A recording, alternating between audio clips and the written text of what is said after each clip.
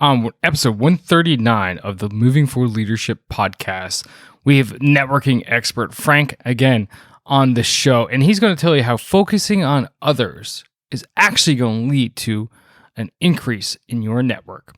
That's right, folks. Today it's all about networking. So are you ready for this? All right, let's do it. Welcome to this episode of Moving Forward Leadership. Stick around and learn how to achieve, excel, and become a leader that people willingly follow. Lead, don't boss. And now, here's the host of our show, Chief Leadership Officer, Scott McCarthy.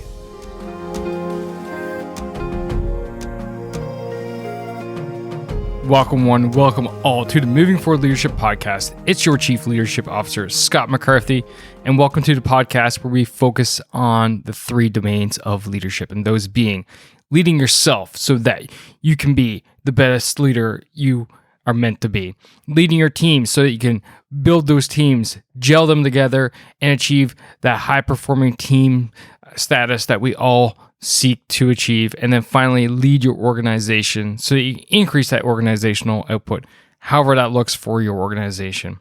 And here at Moving Forward Leadership, we take world-class experts like Frank, smash them together from my 20 years of military experience, and bring you this show. That's right, folks. Welcome to the best podcast on leadership going today. And it's so great to have you here. It's so great to have you here listening to this show. It's such an honor to bring this to you every single week. For 4 years now, for 4 years, this podcast has been going. Yes, I had some up and down period just because of work and life and everything else, but it's just been an absolute honor to continuously give to this community. And you fine folks are just amazing. You inspire me every day with your stories and what you bring to the table. And speaking of bringing to the table, I have a new way for you to reach out to me. If you just go to movingforwardleadership.com/question, you can drop me a voice note. If you want to ask a question that can potentially go on the air, or if you want to leave me a message to say, hey, Scott, really like this aspect of the podcast, or hey, Scott, fix this for us, please, because this drives me nuts. I don't know what I don't know. So this is a great way for me to know. And it's super easy. You can access it from your phone, from your tablet, your computer, record a voice note right there, right then. 90 seconds, boom, you're done. And you carry on. And then you get some real results. So again, that's movingforwardleadership.com/question. And, you know, thanks to listener E out there that gave me this idea. So E, thank you very much. All right, let's talk about today's episode, shall we? Frank Agin is the founder and president of Spirit Business Connections, where he works to help empower entrepreneurs, sales reps, professionals, etc., to become more successful through networking. As they say, your net worth is your network. So in addition, he's also a sought-after speaker, consultant, to companies, organizations that are related to professional networking, business relationship development. He's also written numerous articles on professional networking, and he's the author of a number of books, some of which include Foundational Networking, Building Know, Like, and Trust to Create a Lifetime of Extraordinary Success, The Champion, Finding the Most Valuable Person in Your Network, Chase Greatness, and it just keeps going. So, ultimately, as you get the picture, Frank is a world-class networking expert, and as leaders, we need to have a network. We need to have a network of people that we can rely on when we have tough times, when we have questions that no one around us can answer for us, when we need to tap into some resources that we may be lacking, all kinds of different reasons for us leaders to have a network. So that's why it's important to have Frank on the show. We go into a couple of topics such as, how to create some strong connections during networking, how you can be networking for being recruited, or if you're the recruiter, some tips with the COVID environment that we have going on right now. All kinds of great stuff in here today. So with that, I'm going to shut up now and let you listen to my conversation with Frank Agin, all about networking for leaders.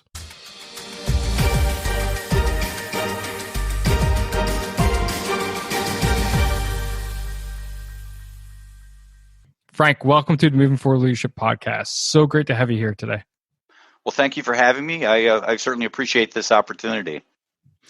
So one of the first things I like to do is get the guests to just give them, quick synopsis about who they are, where they come from, a bit about the background, and how you got to where you are today. So why don't we start off there before we dive into the nuts and bolts of today's conversation? Yeah, great. Love to share. I grew up in the Upper Peninsula of Michigan. Now you're in Canada, and that reason I bring that up is because we were closer to Thunder Bay, closer to Canada than we were to really any American city, and got a lot of Canadian TV growing up. It was all pre-cable.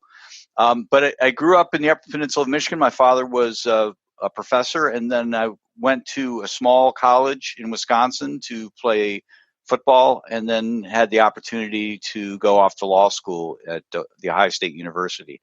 Got a law degree and an MBA from the Ohio State University, and started my career in a public accounting firm, an international accounting firm. I was a tax consultant, and pay was great, people were great, prestige was great. I just didn't want to do taxes for the rest of my life. So after about 6 years, I left and went into the private practice of law. And I tell people a funny thing happened to me when I went into the private practice of law. And the funny thing was that nothing happened. I had no idea how to get clients. I had no idea how to market myself. And so I really struggled for about a month. And then I had lunch one day with a friend of mine who took a different path out of law school. She had started a firm right out. She didn't go to a big firm. She just started her own small firm. And so she had figured it out. And I just asked her, I said, what do I need to do to be successful? And she said, you need to get into a leads group or a tips club. I had no idea what she was talking about, but through a couple of introductions, she introduced me to somebody who was part of an organization that was starting a chapter of entrepreneurs, sales reps, professionals. They got together weekly, learned about each other, and they exchanged referrals. Well, immediately it made total sense to me that I could lift my whole world up by helping these other people become successful too. So I got really involved with that. I was that chapter's first president. I got onto a national advisory board with the organization, and then was able to become its first franchisee. And then about 5 years later, I ended up buying out the organization and rebranding it as AmSpirit Business Connections. So that's which gets me here. I haven't practiced law in 15 years. I spend my days helping small business types become more successful through their professional relationships and business networking, referrals, things along those lines. So interesting, that part of when you went into private practice law and you said you had no idea how to get clients, you didn't know how to network and all those things. So was that kind of the catalyst for your business today? And now that you're focusing, that's one of the areas that you're focusing in on is business networking and, getting people to learn how to network and all those things? Well, it was certainly the catalyst for me to get into the organization I now own. And to be honest, when I became the first franchisee of the organization, Scott, I really did it as an investment. Hey, this is kind of a neat idea. I'll still practice law while I do this. But what started to happen is that people started to look to me for answers. How I'm struggling. I'm in this networking organization. I'm struggling. I go to networking events. I struggle. And just being able to help them through my own shortcomings, through my own, I had walked that path. I knew what they needed to do. And so that has really led me into doing lots of things, writing lots of books, lots of articles. I've got my own podcast, talks about professional relationships. It's been kind of, been the genesis of everything. Now, you're talking about the struggle aspect and people struggling. And I've been there. I've struggled networking myself, even though I am an extrovert. I love meeting people. It's just sometimes you go to these events and it's just like you feel weird. It's just like, oh, how do you do it? So other side of that, what are some other common struggles that leaders find themselves in when they are trying to network, when they are trying to expand their network, meet new people, etc.? I think it's all tied together. It really is all tied together. Is that when people go to networking events, when they're meeting people that they otherwise are strangers, people they have met before, it's very unnatural. And it's unnatural for a very natural reason, if that makes sense. But let's take a step back in time, 10,000 years, 20,000 years ago. We lived in tribes or clans or whatever you want to call it. And you lived in a tribe or a clan of about 150 people. And I use that number because there's actually science that will dictate that number makes sense. And tribes or clans were so spread out that you really didn't encounter other people. And when you ran into a stranger, it wasn't generally a good thing. And so we're kind of hardwired to be leery of people that are strangers. It's just part of our DNA. So when we walk into a networking event, we'll pick on that. When we walk into a networking event or meet somebody new for the first time, there's a part of our brain that's kind of got us on alert. And it's not a natural thing. And for a natural reason. And so what I like to tell people is you need to kind of unhinge that primitive mind and engage your neocortex, which is the thinking part of your brain, and just start to rationalize, you know what? Nobody's here to hurt me. This stranger coming to my life is not here to rape and pillage, to take on everything I've got. This is really an opportunity. What I tell people, a great way of getting around this whole notion of feeling that anxiety, and Scott, I'll tell you right now, I feel that anxiety. When I'm going to a networking event, I'm getting in the car, I'm driving there, I can just feel the anxiety building up, and it's perfectly natural. So this is not something that, while you're a networking expert, you've gotten over it. No, I feel it. I don't know that I'm an extrovert. I'm probably an omnivert, a little of both. But at any rate, what I tell people is the best way to get around that or get over that, meeting new people, is go in with the mindset of, I am here to help other people. I'm here to help other people. I'm not here to sell something. I'm not here to sell myself. I'm here to help other people. And that does a couple things. One, when you're focused on helping other people, when you're really thinking through, okay, I'm here, I'm going to run in these sorts of people. What are some things that I can bring to help? What are some things I can do to help these people? Introductions, opportunities. When you think about those things, you engage your neocortex. You engage the higher thinking portion of the brain, and that naturally calms or quiets the more primitive part of the brain, because your brain can't be doing two things at once. The other thing that it does, at least for me, is when I walk into an event and I've got this mindset that I'm here to help other people, I'm going to make some introductions. I'm going to help some people. I call it the cloak of invincibility, not invisibility, invincibility. And it just kind of brings forth a confidence that, you know what, nobody's going to reject me. Who's going to reject the person who's here trying to help other people? So I'm going to be welcomed. And that's just kind of the attitude I walk in with. It's not pompous. It's just, I am here to help other people. And it generally works out. I generally find people to help. And once you start helping people, then you're just kind of naturally welcomed in. I love that mentality of, basically servant leadership, right? Style. Yeah. And Exactly. How can I help you? What can I bring to the table for you? What can I, what are you struggling with right now? Vice it being about me, what do you have to offer to me? No, how can I help you? And often, sometimes people kind of get that mix, like, oh, how can I help you? Oh, I have these great coaching services and products and all this other stuff. But that isn't really helping. That is Right. still selling, right? So where Yeah. does that fine line kind of start and end? Because at the end, we network, and ultimately, as coaches, both of us are coaches, we do want to land more clients. We do want to expand our network to hopefully get that big contract, etc. But at the same time, you have to build that rapport before you can get that. Right.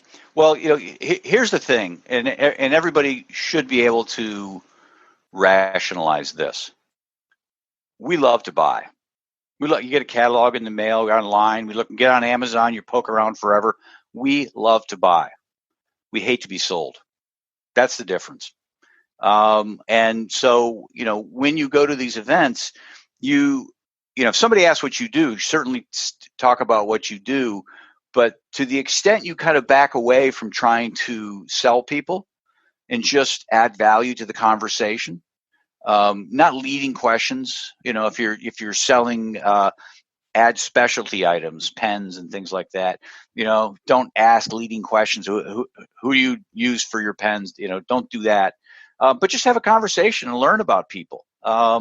Get them talking about themselves. Let them talk, and not do it in a way that is leading them down a path where they're going to where you kind of paint them into a corner to needing coaching services or needing whatever else. You just talk to them, and they're going to learn about what it is you do. And that's really the only thing you can do, is develop this level of trust. And when they need help, or they know somebody who needs help, because they trust you, they're going to turn to you. And it's a little longer play, but I don't know too many people who do what you do or do what I do who shorten the cycle at all by being pushy. If anything, it lengthens the cycle. If you're helping other people, they want to do things for you in return. And when I say helping other people, just, sharing whatever. Hey, I ran across this great app for your phone. You can keep track of your mileage. Those are little things that help people, and all those little things start to add up. And when you walk into the room, they're like, oh man, Scott's here. Every time I talk to Scott, there's something useful there, and then they're going, Scott, what do you do? And they're going to want to find out, and they're going to want to help you. It's just human nature. The top is the loneliest place. Colin Powell said that once. But it doesn't have to be. Instead, you can find people to talk to, people to run ideas by, people to help you figure out solutions to the problems that you're facing right now as a leader. And see, I felt alone once, and I decided to start the podcast. And with the podcast, I decided that I needed to help people like you more. So that's why I started the Moving Forward Leadership Facebook group. Leadership skills for managers to be leaders, not bosses. You can find it at movingforwardleadership.com/group. And come join us. It's completely free for you to join us and talk leadership with us day in, day out. So check us out again at movingforwardleadership.com/group. Now back to the show. No, I totally get that. And I like that last bit of, just regardless of being useful to an individual. And that's something I always do, is I listen to their pain points, right? And it might not even be about leadership. It might not even be about business. It could be literally, what's my pain point? Oh, my kids, my baby monitor just is garbage. And I'm always like, boom, what we do is we have Nest cameras, security cameras. And the reason why we do is because, we can check it on our phones or tablets. We can stream it to our TV when we're doing dishes. And after, when the kids don't need it anymore, I can use it for something else. If it's just being a garbage baby cam that I'm going to sell on Kijiji for $20, that cost me $250. Right. And it's just that, being helpful aspect of it, right? And not even, like you said, being pushy, but just helping the person on that more of a core, heart to heart level when you first meet them. That's a perfect example of something that really it doesn't cost you any money to share that insight. Perfect example, because people get caught up in, I don't really know how to help people. The only way I know how to help people is to give a discount on my services. That's a sales tactic. That's good business, right? It's not networking, and there's a difference. Yeah. So actually, that's a good follow on. So what are some of the other misconceptions around networking? Like you said, that's a sales tactic. Are there other ones out there that leaders should be aware that they may be doing without even realizing? Kind of like you don't know what you don't know, right? So Yeah. maybe someone listening now is going, oh my God, I do that all the time. I'm not networking. Are there some other ones that really pop out that people do? Yeah, I don't know there's necessarily, negative ones. They're all kind of part of the same family. I get a chuckle out of leaving an event and having somebody message me on FaceTime, or not FaceTime, on LinkedIn, within moments of leaving the event. I think follow up is good. A lot of people don't follow up. I don't know. Don't be too presumptive. What I do leaving events is I'll have note cards with me. So I'll leave an event, I'll pull over a half mile down the road, and I'll write note cards to the people that I talk to.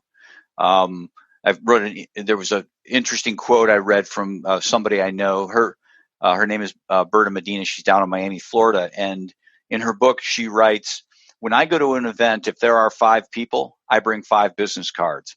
If there's 100 people, I bring 5 business cards. So I guess to answer your question, don't feel like at events like you need to meet lots of people. It's a quality game. It's not a quantity game. 4 or 5 people over the span of 2 hours is plenty of people to meet.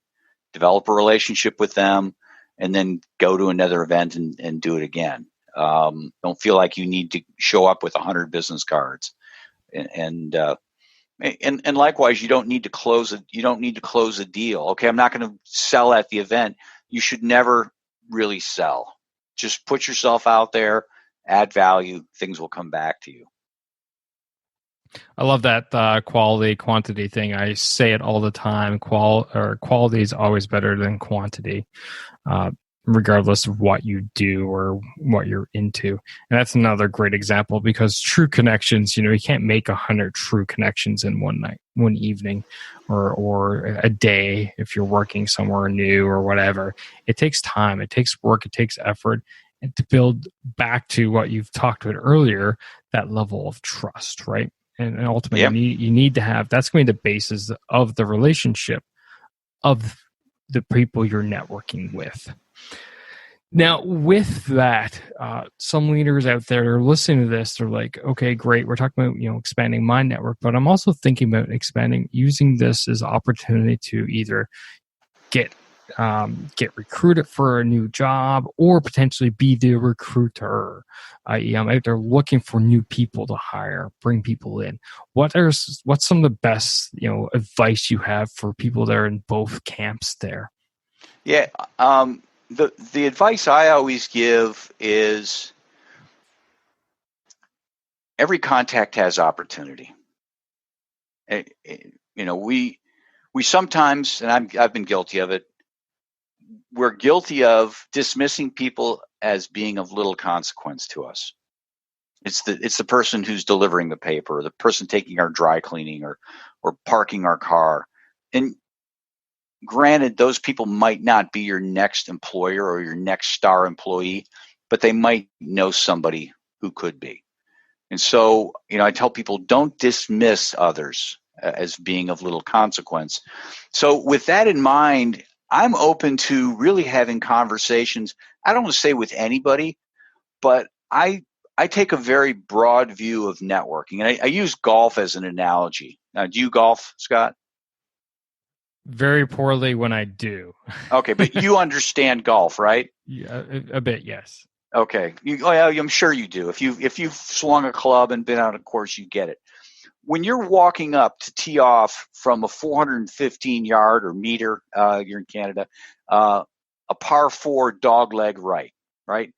really long, bends to the right. You can't even see the green. When you're standing there to hit the ball off the tee, you're not saying to yourself, geez, I hope I drop it in the cup. Nobody is. The best golfers in the world aren't thinking that. What you're thinking is, you know what? I want to hit the ball far and I want to hit it straight. So I'm in the fairway and I can see the green on my second shot. And my second shot, I would love to get on the green. These are great golfers, not you and I. These are great golfers. Second shot, I want to get on the green, and then I'll two putt, and that's par. Or maybe I'm lucky in one putt, and that's a birdie. But that's the rationale of golf. That's the notion of how that's played. And what that has to do with networking is very similar to that. So often people come to networking and they're looking for that 6-inch putt. Hey, do you know the star employee I could hire? Are you the star employee I could hire? Or I'm looking for that job. They walk into an event and are you hiring? Are you hiring? Are you hiring? And then they'll walk away if people aren't hiring. What you need to do is you need to look at the contacts, the people you come in contact with as shots off the tee.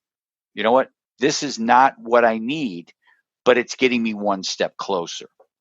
And then that contact leads you to another contact who leads you to another contact.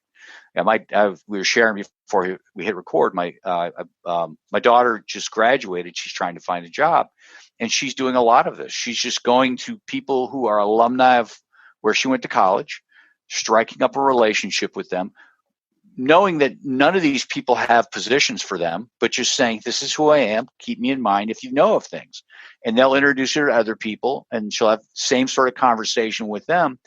But where she's getting the opportunities are things that are being referred 3 or 4 steps downstream of these.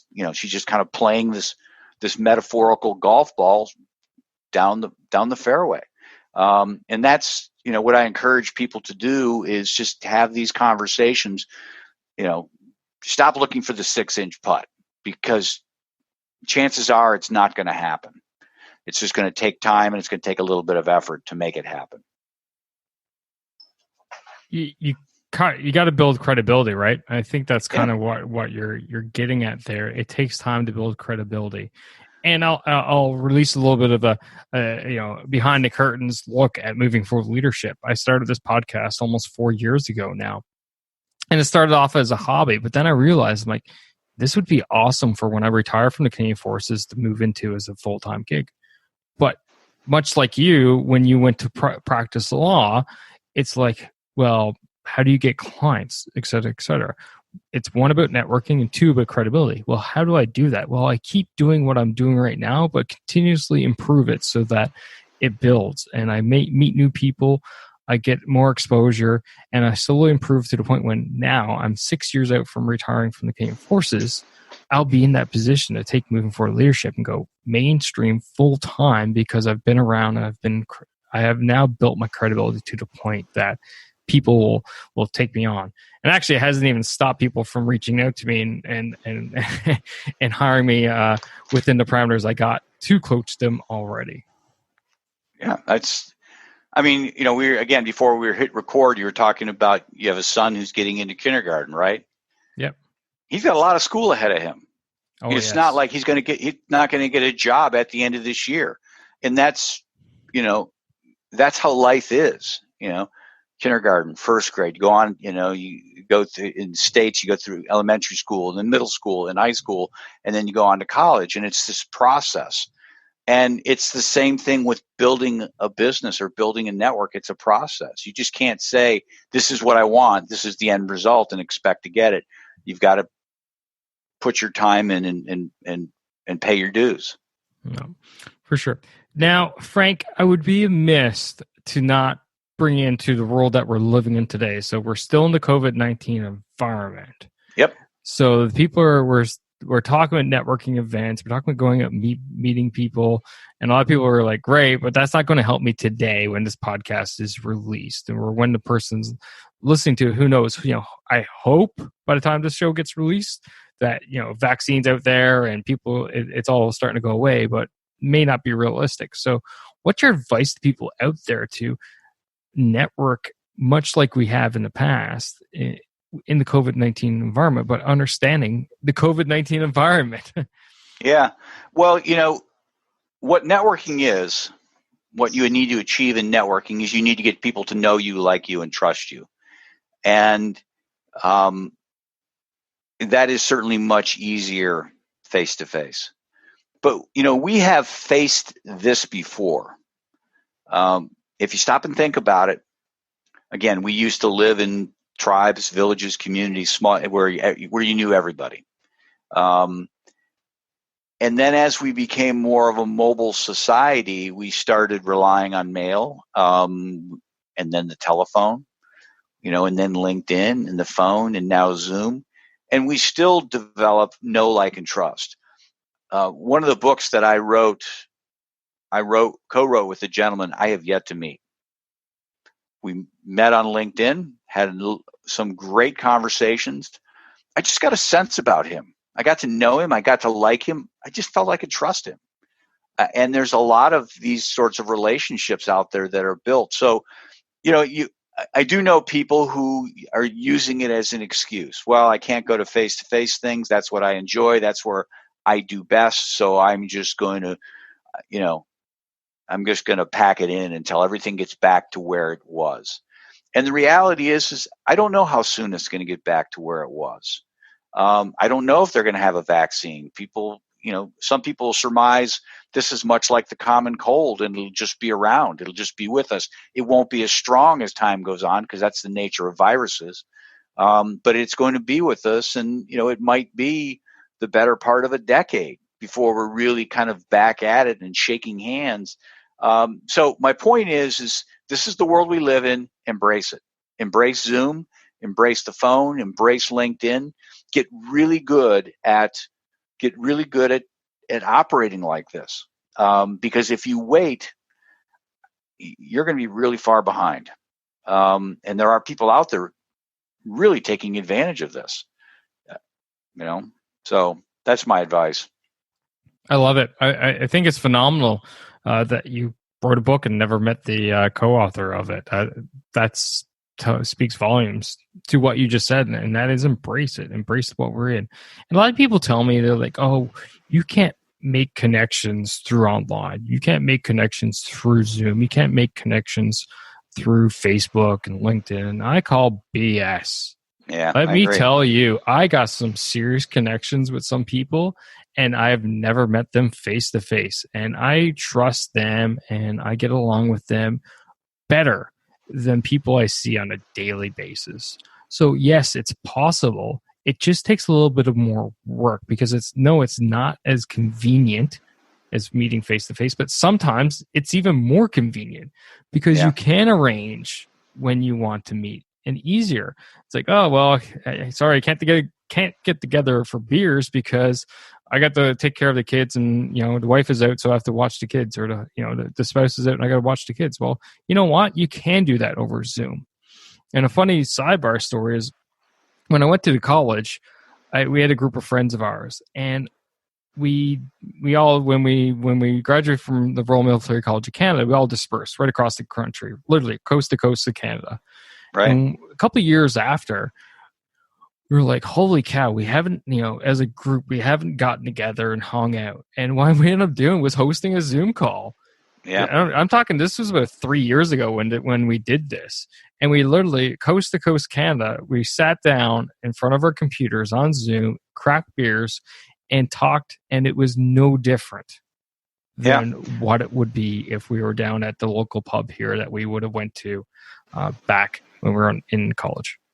Well, the reality is, and I've said this about Facebook and Zoom are going to kill reunions. Not in a bad way, but, why? Where I went to college is 6 or 8 hours away. I have a friend who lives 4 hours from me. Why would we go all the way back there, get hotel rooms, all the travel, all the expense, when we can just get online and do this? It's just, I know everything about him. I know what his kids are doing, where his kids are going to college. We're in better touch than we've ever been. So again, you just kind of have to embrace this. It's, I used my my hometown of Houghton, Michigan, as an example because where it's situated on Lake Superior, which never freezes, they get about 250 inches of snow a year. And I just say, you know what? They just deal with it. They just know it's coming. So just, they don't lament it. They just deal with it. So we know this is here. Just deal with it. There are opportunities out there. I have met some great people in all of this. And, other than the little inconveniences, it's really business as usual. Awesome, Frank. I've really enjoyed this conversation and talking about such an important topic, which is networking, and it's the basis of really part of the basis of leadership. Because without networking, we don't have a team, we don't have an organization, we don't have a community that we can, as leaders, lead. Now, before we wrap up here, is there anything else that we haven't covered that is sticking out in your mind right now that is super important for leaders in understanding the power of networking or how to properly network? Well, what I would tell people is this. Take the time to have small talk with people. Little conversations and I know certainly in the military, there's this kind of pecking order and there are things you do and you don't do. But there's something about small talk. There's something about just having a conversation and your superior knowing that you've got a son who's, entering kindergarten, little things like that really draw us closer. And you've used the term a couple of times, servant leadership. Well, that's part of it. That's part of just knowing about one another. And it can't be all business. So take the time to just have a small talk conversation with people and understand where they're coming from on a personal level. Because, we're all dealing with things. We have aging parents. We've got young kids. We've got noisy neighbors. It runs the gamut, right? And we just, need to have those conversations and really kind of make it human. Love it. Could not say that better myself. And before we wrap up, just got a couple of last questions for you. One being a question I ask all the guests here at Moving Forward Leadership, and that is, according to you, Frank, again, what makes a great leader? What makes a great leader, I've just kind of touched on it, is somebody who cares about the people that they lead.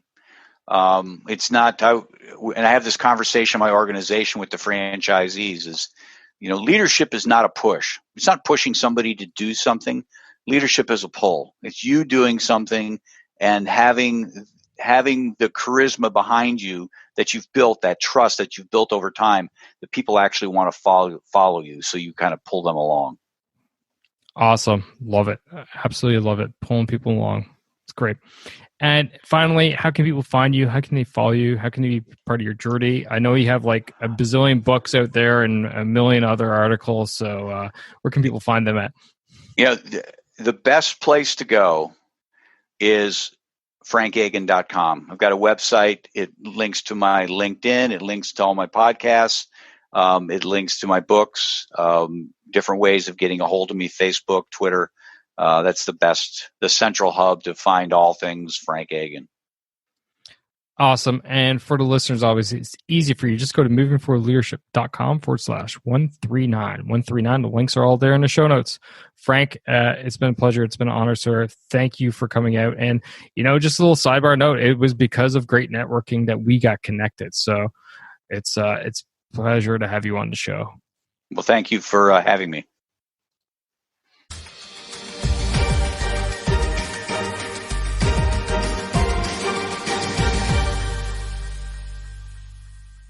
All right, that's all I got for you fine folks today. I hope you enjoyed the show. I hope you enjoyed the interview. And most importantly, I hope you got something out of it. And if you did, remember R squared, S squared, right? Rate and review the show so that it gets a little bit noticed a bit more. But most importantly, I can help more people because that's what I'm here for. That's what my guests are here for, is to help more people become better leaders and not being bosses, right? So remember that. R squared, rate and review. S, share the show. Share this show with someone who you think can relate to the podcast as a whole and today's topic. And then finally, subscribe. Subscribe so that you never miss another episode. And you can do that via your podcast playing app of choice through movingforwardleadership.com/subscribe. That's it for today, ladies and gentlemen. And as always, stop bossing, and start leading. Take care now.